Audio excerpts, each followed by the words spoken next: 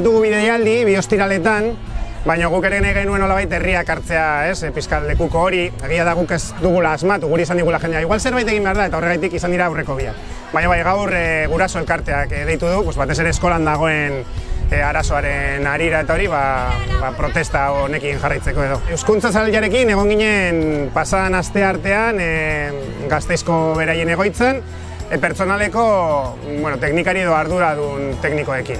Eta, hartu gintuzten pizkat guk eskatuta bilera, bai udalak eta bai gurasoen ordezkari batek, baina ez ziguten, esan ez egon negoziaziorako ez ezer, ezkenean beraien argudioa da, ematen dituzte orduekin nahikoa dela behar diren zer eginetarako, eta ez dutela inolako salbuespenik egiten. Eta zentzu horretan, zuzendaritzari pizkat zuzentzen zaizkie, esan ez beste modu batean kudeatu daitekela, beraiek ordu kreditu horiek edo lortzeko zuzendaritza lanetarako. Pentsatzen dugun aparte administratibo tekniko horretatik erabakia irmoa dela, eta ez badago beste inolako erabaki politikori irailean beraiei luzatutako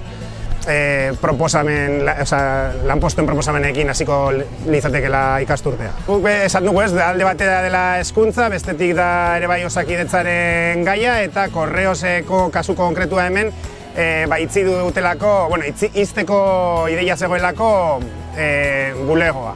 Egia da, bidali gutela gutun bat, eta egia da ez dutela itzi, baino ez dute lanpostua ordeztu. Egin dutena da, zegoen beste pertsonari, nolabait zeregin guztiak luzatu, eta uste dugu hori ere zerbitzuaren kalteko izango dela. Orduan egingo duguna da, herriak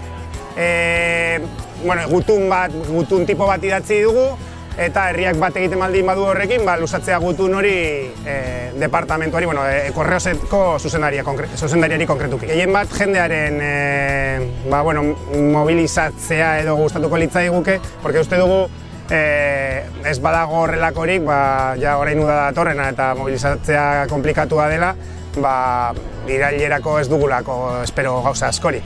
Baina jendearen eskuetan ere usten dugu erabaki hori.